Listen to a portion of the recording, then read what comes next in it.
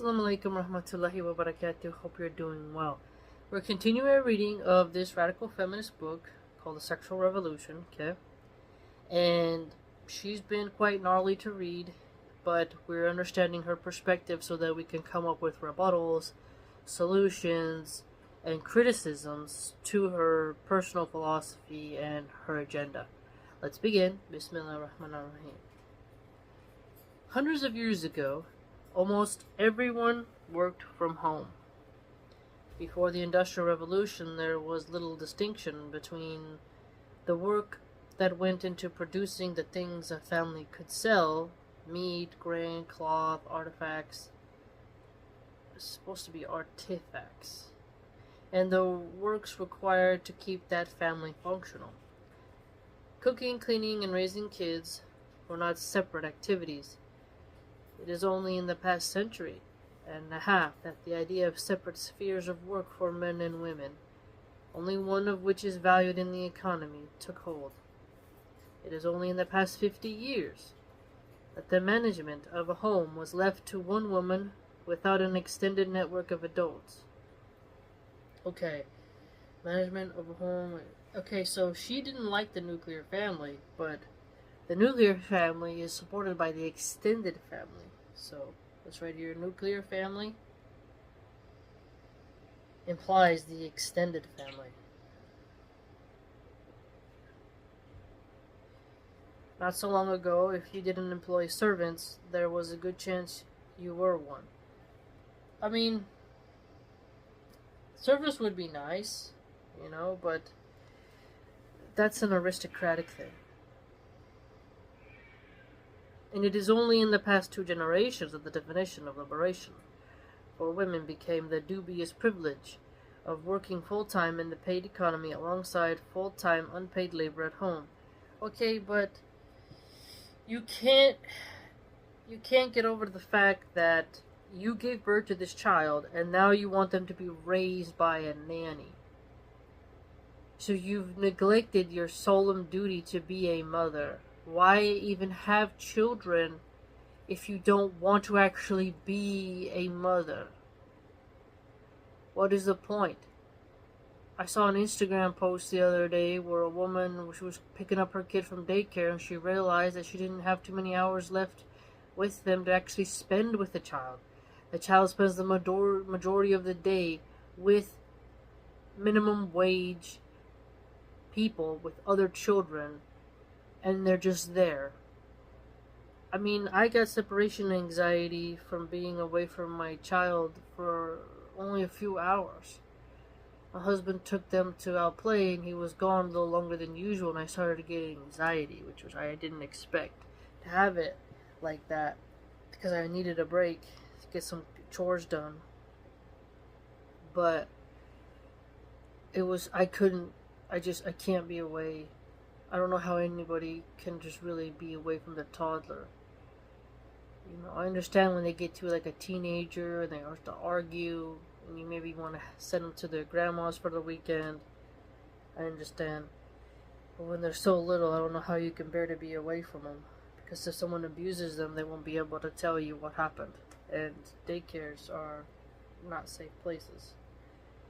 Letting strangers change your child's diapers is disgusting. It's so unsafe now. People are predators. They can take a picture of your kid and put it on the internet and make money. You're just trusting people way too much. So for her to be like, how can women be liberated if they have to go to work and raise kids? It's like, if you want to be liberated from motherhood, don't have children. Okay? You chose to have those kids. Those kids deserve to have a mom. Not having a mom scars you for life. Believe me, I know.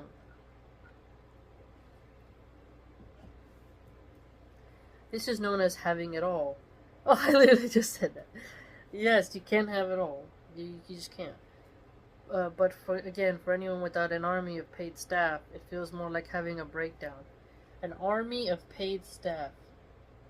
Now, would it be nice to have a giant castle? And I have a giant stable filled with Clydesdale horses. I have a pet bald eagle, private sushi chef, private Chinese chef, make me Chinese food every day I want. and have a giant fountain in the living room, and a fireplace, and everything is how I always want it, and someone's washing my clothes, someone's making me a bubble bath. I mean, yeah, I guess that would be nice. But then what would I do? I mean, I could sit and read more, but my body has to move. You know, you need to. The hands have to keep busy doing something. You need to have a hobby. You need to be doing something. It's not good just to not do anything and be idle. It's a struggle while your kids are little tots, but then they learn to help. Like, my eldest has now learned how to use the vacuum cleaner, and she can just vacuum at will, you know? So it's really quite simple. They get older and they help. In practice, you can only have it all as long as you're white, straight, middle class, and able bodied. Now, here's her racism showing. Okay, what about Oprah? She's a black billionaire. What about the NBA players, the black men, the NFL, majority black men who are rich and they got beautiful black wives? What about all the Hollywood actors who are black? What about the rappers? I'm putting these annotations here. The black rappers. What about Rihanna? She's got an army. Beyonce, Jay-Z, okay? Cardi B, Nicki Minaj. These people are rich and they have an army of nannies. Okay? Middle class is 100K maybe now. That's not that much. If rent is $1,800 a month or $2,000 a month, you gotta work, you gotta make a lot of money just to afford basic housing, And in some poor Latino families, they all live under the same roof, so grandma and auntie, they're close by. They're not servants, they're not paid staff. It's called family, You can you can only have it as long as what you want is an office job. A monogamous marriage. So, listen, the man can be polygamous, but the woman, it's not going to benefit you to go out there and sleep with different men. It's just not healthy. It's a risk. It's a giant risk. Children and house in an up-and-coming area. You can only have it all as long as you never asked if there was or could be anything more. Okay, if you want to be Hillary Clinton, go be Hillary Clinton, but accept that your children might put you in a home when you get older for how you neglected them. There's nothing wrong with going to college when you're old. That's what I'm going to do, inshallah. Go back when my kids are grown. And if I'm truly about seeking the knowledge. It's not about getting a career. Making the money and leaving an inheritance to my children, my grandchildren, and doing charity. We have this idea that we have to be young, hot, and rich at the same time, when you can be in your youth prime fertility focusing on your children, and then when your children are grown, you can go and work. And now what do they call that? Ageism, where companies want to only hire young people, Well, that's why you can be an entrepreneur. Make your own company, make your own path. Companies are fools if they think they can't hire older people who have actually more life experience. So, I saw the other day on LinkedIn a lady who was like 98 or something and got her degree. I like that, because if it's just about the finishing it, the path of knowledge, you're never going to stop learning, okay? And I think, in my mind, college was about gaining knowledge. It wasn't just about getting money. Because colleges can't even guarantee you job placements. And then all those people are drowning in debt and they can't pay back their loans for years. So colleges don't guarantee that you'll make money right off the get-go. Over the course of my lifetime, the apparently radical idea that women could do anything rapidly became the command that women must do everything faster and with perfect hair, making it all look effortless, and if we didn't manage it, that was our own fault. Okay, so the perfect hair thing comes in, and that's why I like the hijab. Because you don't have to have that very strange bobblehead Stepford Wives haircut like the politician's wife, you know? I get that. Like the hairspray, like growing up in the 90s, the hairspray Aquanet, that was like a huge thing. I can't believe how much hairspray I used to put in my hair. It was so unhealthy, and my dad would tell me, don't do that, it's not healthy. Ugh, I didn't listen.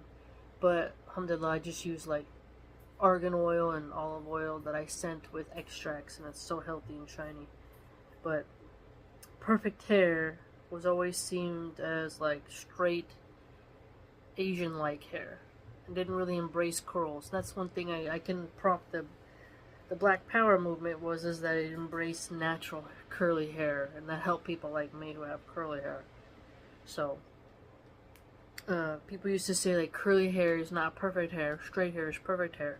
And I used to spend like an hour flat ironing my hair, and then hoping it wouldn't get humid, and then hating my curls. But then I liked my curls later because I was like, what am I doing? I have such beautiful curly hair. What am I talking about? So this idea of perfect hair is really relative to time period and culture. Truly it is. But love the hair you have. Work with what you got. Hell, you even have women going full on bald. Alopecia women, like Will Smith's wife, Jada Pinkett Smith. Ex-wife, whatever she is. And there's that one black politician lady who was part of the squad or something who has a bald head. So, I mean, you got people rocking short hair. You got people doing all kinds of stuff. Nothing is ever effortless, but I understand where she's coming from, how women are expected to have a certain level of like, what was that show? Oh, it was like these guys, they were marketing. Oh, I can't believe I don't remember, but it was these like an old school show where men were in suits and they were making like for marketing companies. Oh, it's really strange I don't remember it. But all the women in that office were like they looked like the ads in the 1950s. Marketman, I don't know. The guy, he has like a scotch and he's smiling. He's like a famous actor. They're drinking like, I forget, but I'm sure one of you will tell me if you know it. It's like right there on the tip of my head, but they're all in the marketing, selling stuff. Over those same 30 years, welfare programs were destroyed, wages were cut, and spending on social care, health care, disability care, elderly care, education, and child care was slashed across the global north, as economic orthodoxy demanded that bailouts for banks and tax breaks for the wealthy be financed by cuts for public spending. Now that's an interesting point. So she destroys religion, which has charity, but then wants the government to have a sort of tax, and then trusting the government to put the money where it belongs. That's the problem, I think. The government is just like, because in an Islamic empire, you would have to trust them, but they would fear Allah, and they'd have to really make sure. But there's the zakat and then sadaqah. Like, there's people who you can give charity to handle it. You pay the taxes to the government should do their job. There's also private charity and helping your kin. So, when it comes to elderly care, have the families take care of each other. When it comes to education, there's lots of homeschooling moms. There's things you can do in your own community, within your own family, and then childcare, making sure everyone's safe, sober, and able to help care for the children. A lot of these things, where someone has disabilities or whatever, if the family is healthy and moral, and they work with each other, and they keep the threats out, we can solve these issues. But she doesn't like the nuclear family. She mentioned that. Because she's pretending that it means you can't have the extended family. Which just isn't true. These are industries that already employed a large number of women workers. So after the financial crash of 2008, that was a pretty rough crash, by the way. I remember that. It still feels like, things haven't really gotten better since then. As austerity programs rolled across Europe and America, millions of women working in carrying industries found themselves facing pay cuts and job losses. As more and more governments refused to pay for the work of life-making, the burden of that work fell for women, largely because men and boys refused to take it on. On top of unpaid child care and domestic work, women and girls found themselves paying for the failure of the financial system, struggling by an unlivable wages, working long hours, and taking on more debt. So I understand the unlivable wages, but fast food it was supposed to be for teenagers. It wasn't supposed to be for the 40-year-old immigrant to come and work at fast food. That was supposed to be for teenagers, summer jobs. But all of a sudden, they started hiring more adults and old people. And it's just, you can't expect McDonald's to pay you a certain amount without them raising the prices of the food. It really comes down to job makers. We could have more jobs if there was less regulation blocking people.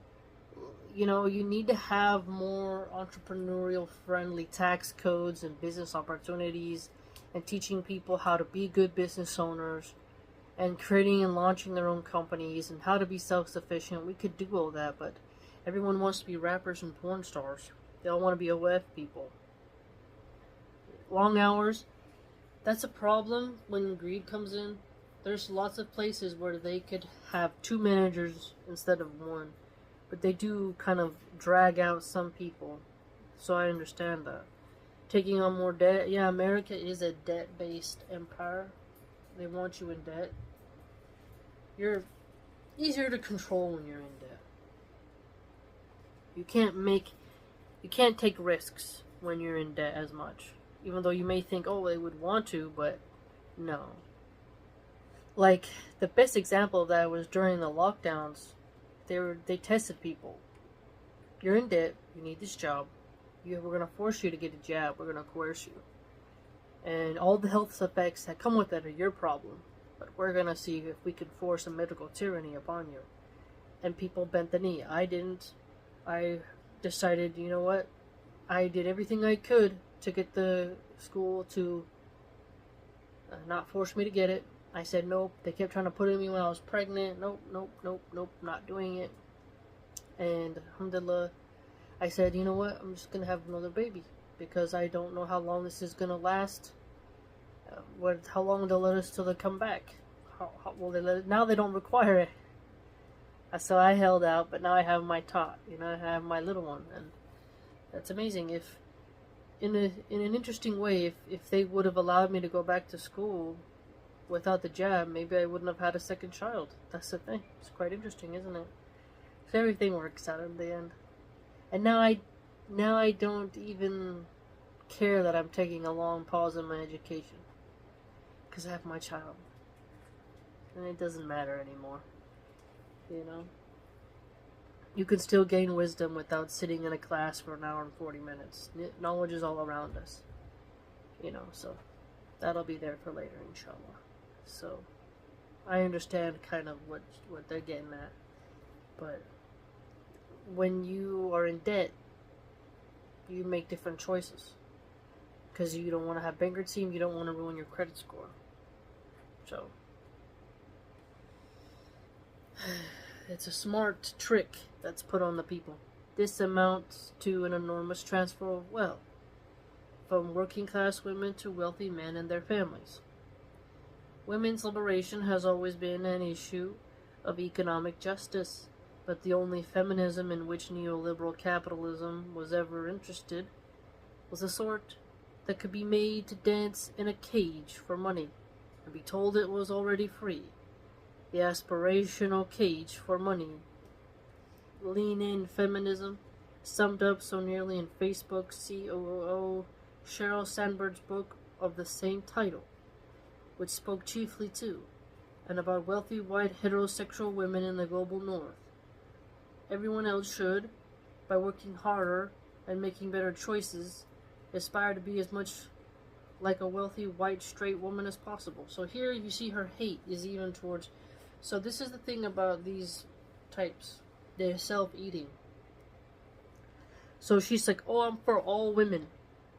I'm for all sexualities. She hates straight people, hates white people, hates white women. So if you were to say, I hate black women, or I hate gays, or I hate poor people, or something like that, you would see like, okay, you can't do stuff like that. Like, why does the race have to be a factor with her? It's strange how some people will assume that you can't be racist towards white people, but her racism, and I know that word gets used a lot, by the way, her anti-whiteism is alarming. We're talking about Polish people, French, Italians. Italians and Greeks, people argue if they're white, but they are pretty pale presenting, right? You got the Scandinavian countries. These are millions of people that she hates simply because they're pale. Really examine that. That's how crazy she is. Very crazy, very resentful. As political researcher Arlie Russell Hochschild observed, most women without children spend much more time than men on housework. Okay, most women without children. With children, they devote more time to both housework and childcare. Naturally, yeah, what's wrong with that? Just as there is a wage gap between men and women in the workplace. I heard the wage gap wasn't real. There is a leisure gap between them at home. Most women work one shift at the office or factory and second shift at home.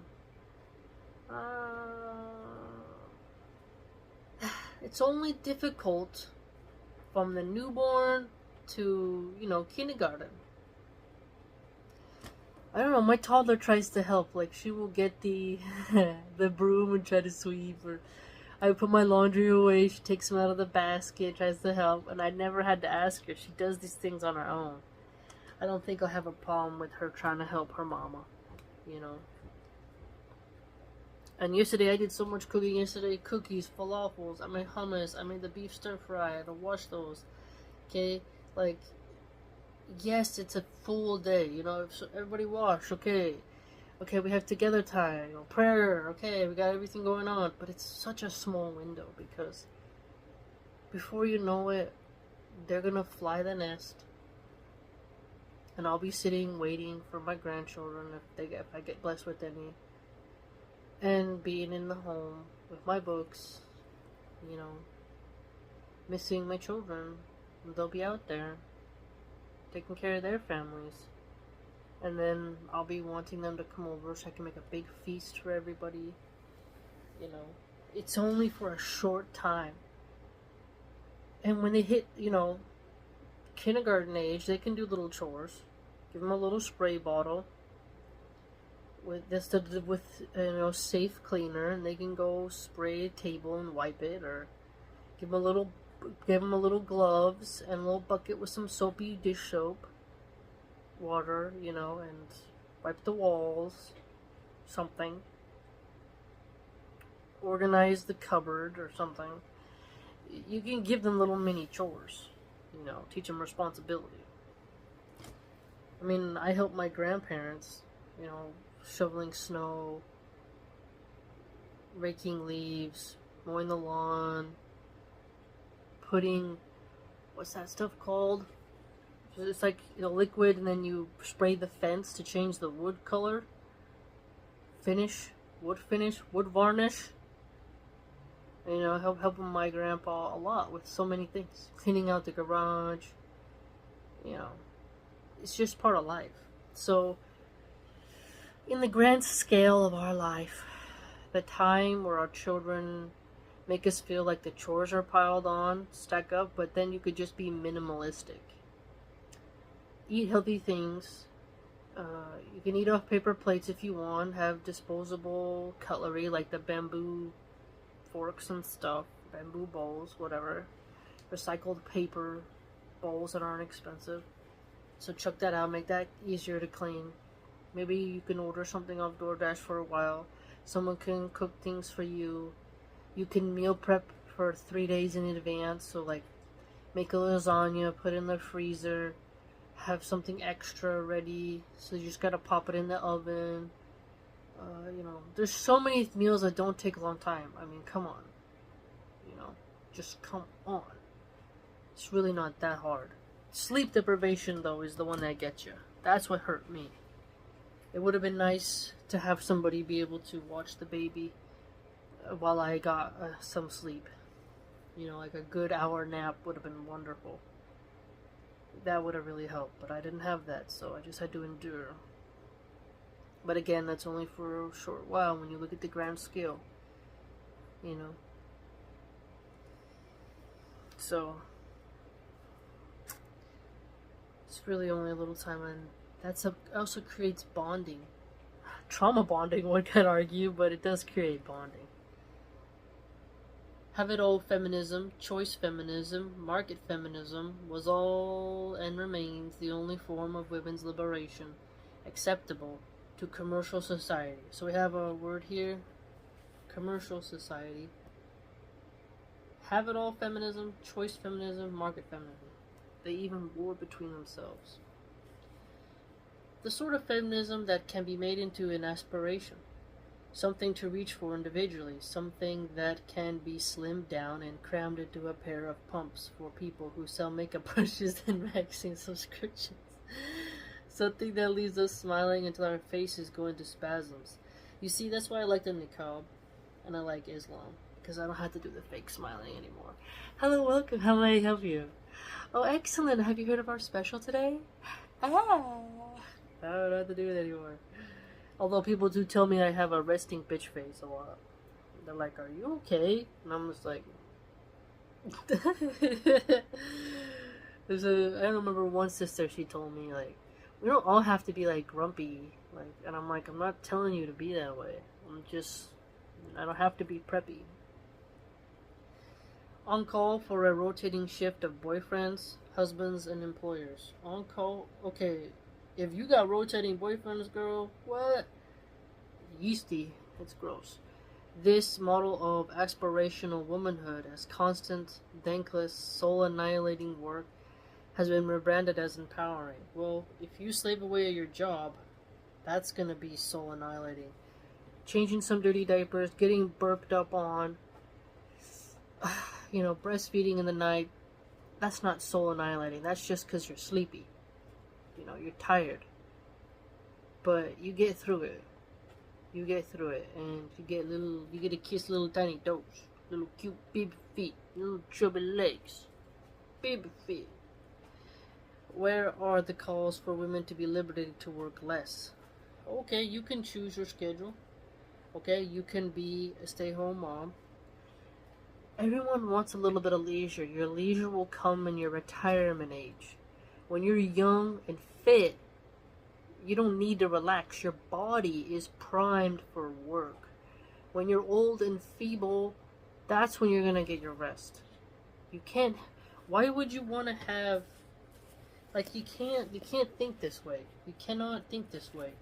Where you're going to have the leisure the same way. Now, as a stay-at-home mom, I definitely have more leisure, as in, I get to take my kids to the park, but I still have domestic chores. But I'm not doing inventory the same way. Like the inventory, when I go to the grocery store, do we need more mayonnaise? We need more olive oil.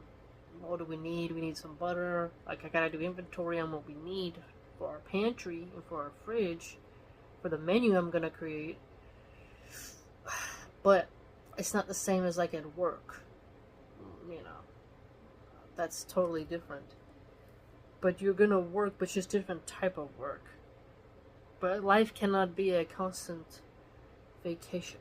That's just not possible.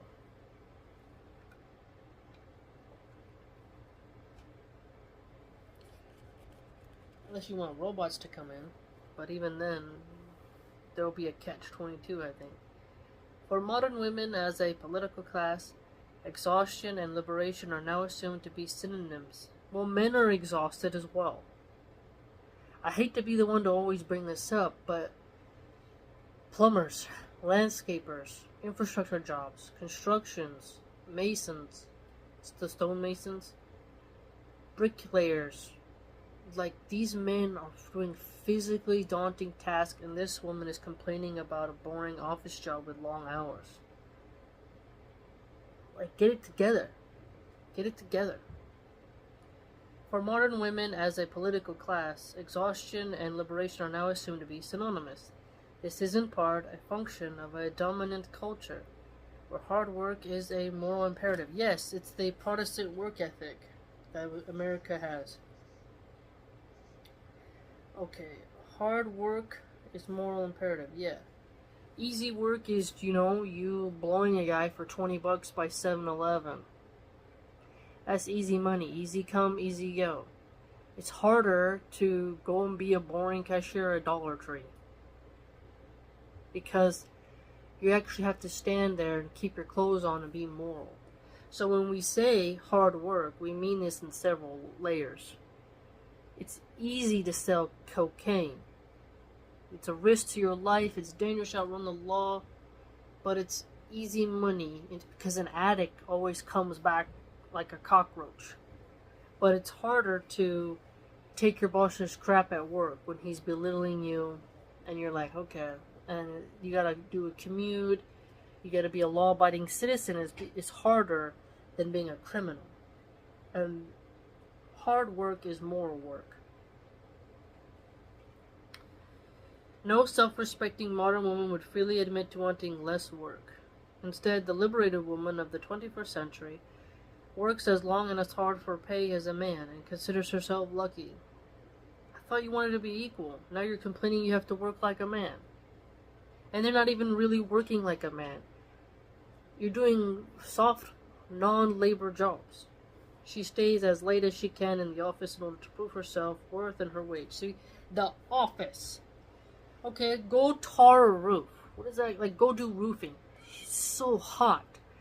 90 degrees out.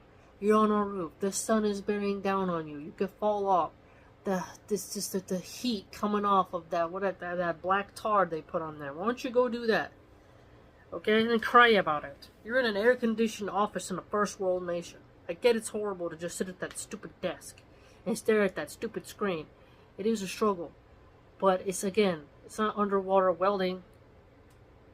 Really analyze your life here. Then rushes back to care for her home, manage the domestic chores, raise her children, and check in on any friends and relatives who may need her. Yes, the juggle is for a while. It's only for a while. Okay? The chores, if you're working at an office, you can talk to your husband about splitting it then. If your man isn't being the masculine man and being a provider, you can split chores. If you're working, here's how you know you have a good husband, I'd argue. You're a stay-at-home mom, he sees you're exhausted, he decides to do a charitable thing and help you with a couple chores. That's sweet, that's romance, and you give him some booty. Alright? Now, if you're working, and then he's working, then you have to split chores. Because he's not really being in his full masculine role. You are out there working. He's not fully providing, so he doesn't get the full dedication. That's what I'd say. Because that don't make no sense. That's how I did it. It's like, no. We take turns cleaning the bathroom. Because I have a job. But now he helps when I would be breastfeeding. Because he'd rather not handle the baby when she cries for me. Because she's the type who wants me to hold her. Like, she wants to sit on my lap. She holds on my leg. She follows me around. She always wants to be with mommy. And if I'm cleaning in the bathroom, she's going to be crying at the door. I don't want the bleach to be around her. And so he'd rather clean the bathroom than deal with the little one while she's crying for me. So you make it work. And then obviously when she's older. And then when I was pregnant, man, I'm not breathing in those chemicals. And scrubbing like that, and my belly was big, and the baby's wiggling, and it was like, when you get that pinched nerve in your back, and your feet are swollen, and you're nauseated. He was very merciful and kind, and I appreciate that. So the domestic chores is a fluctuating thing, is my point. You talk to your partner, you make it work. But if the children are all in school and he's at work and you're a stay-at-home wife, now it's up to you. Any spare minutes she finds in between packing school lunches and juggling spreadsheets are devoted to maintaining her appearance. Yeah, that's a hard one. I hear that one. Yeah, that'd be nice. Like, I really wish I could go to an like, I have my own little mini gym, but there's some equipment I don't have that would be nice. Like, I wish I had a treadmill. I don't have a treadmill. It would be really nice to have the treadmills that have the incline and decline, like the fancy kind they have at the gym. Those would be nice. And the elliptical that goes, I don't know how, like, it's like, that would be nice. I don't have space for an elliptical. Those are cool. Keeping her hair lush. Yeah, you gotta take vitamins. I take vitamins. But as you age, you're gonna lose some hair. And her body tight. That's a hard one when your kids are small. Yeah. I understand where she's coming from this. Like, chores, work, and trying to look like a Barbie, you know, with kids. It's very difficult. And her wardrobe, chic and appropriate. Yeah, but I would argue as a Muslim woman, I have my outside clothes. But when you're home, you can buy some nice pajamas and stuff like that. And then, if your kids are in school, you can wear a nice nightie around. And then if your husband comes home, like, you know he's coming home, right? And you switch to a very lingerie nightie. Because the kids are at school, they're not going to see you. And then he gets to see how that is and stuff like that. So, you know, you can have that. There's things you can do for your husband, like, you know, style pajamas he likes, you know, something like that. Whether she is slogging up the corporate ladder or climbing stairs to nowhere in the gym. I hate that machine. I hate that stair machine. Oh, it really makes your booty round, but man, it's a stupid machine. I hate. I know that machine. Those, I don't know if you've seen those, but there's literally stairs that go in a loop and you gotta walk them up. That's a funny joke. I'll give her that one. If she wakes in the night wondering when she last felt like a person, she'll soon have another appointment, another responsibility, and besides, there are always beta blockers and Botox. I don't know what beta blockers is. I've heard of them, but Botox, I'm not getting that. They start to look really weird. I'm just gonna age. Fighting for equality is often misunderstood as simply being offered the same terms as men on paper. So then what the hell do you want then? So then inequality then, writes the late journalist Don Foster in the book Lean Out. In many ways we already have that. Oh my God, what do you want then? Stop complaining. What we don't have is emancipation. Oh my God. So now we have liberation. They use a lot of slave terminology as if they're slaves because they have to have a job. You know, it's really strange. Emancipation. It's a co-opting of slave language of the 17th century. It's very clever rhetoric. Emancipation, liberation. The opportunity to be free of social and external shackles that perpetuate inequality. See, I told you. Shackles, like, I'm a slave in a chain gang. It's like, no. There's no shackles on you. The only shackles are your sins. And you can break free of those. So, you don't want equality then. What you want is a special preference. You want to work less, like she said. Let other people raise your kids. Make tons of money. And have less. So you want to, okay, this is what I think she's painting a picture of. She want to have an army of servants and not to have so much work responsibilities. So she could just marry a rich guy, you know. But if you can't do that, because remember she said it's unfortunate that men want housewives. So she's not into that. So if she was like a 18th century aristocrat, I think she'd be quite happy. But she's not that. So she's wondering how can she get that? How can every woman be wealthy in a castle with an army of servants when she gets to just float around on a litter, like the rich ladies who are carried around in a litter, and delegate all the tasks. And she gets to tell her husband when he gets booty, and he never gets to tell her anything. She called herself queer, so her girlfriend or boyfriend or her tranny or whatever the hell she wants. But either way, she just seems like she wants it all. She even said that, but then she says you shouldn't call it that. She wants women to be able to work less. Remember here, where are the calls for women to be liberated and work less? Now she's saying that there's shackles on her that perpetuate inequality and that she needs to be emancipated. They use a lot of the communistic rhetoric and slave language, and it's strange. You don't see women, black women, in the tribal landscape talking about like how much they hate not being able to go out hunting with the men and do the same duties as men. They usually are doing their hair really pretty, rubbing that red type of clay on their skin, and they're breastfeeding, and they're doing other things. They seem very feminine and happy. And the men seem very happy as well. You just get a lot of American women who, they're never satisfied. And there's something about our human nature. We always want more. The work that is supposed to define women's lives and provide an answer to the small-hour questions of whether she has earned her oxygen for the day. That's an interesting one.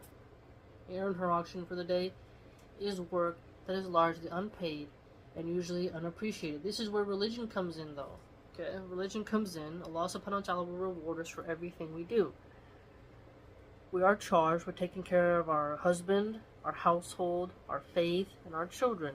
We're good to our communities. Allah is swift in accounting. This is where you know that if you have to do good and you get good, and the reward for good is only good. But if you're godless, well,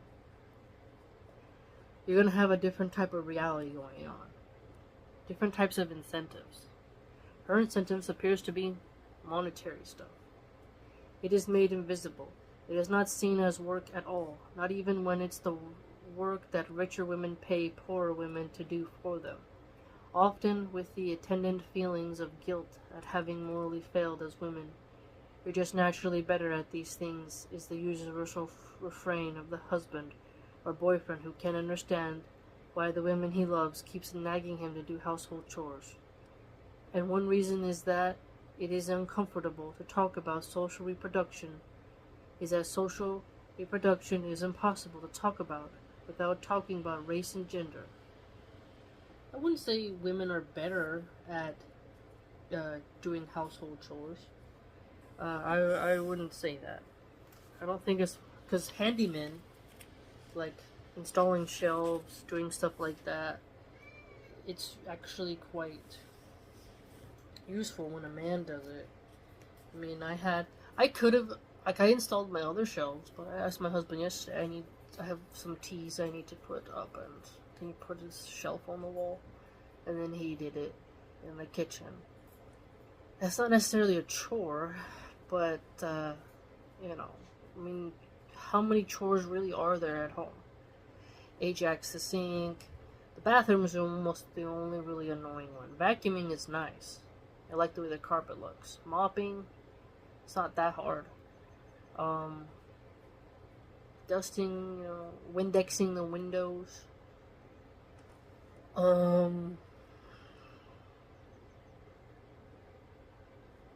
Indexing the TV screens,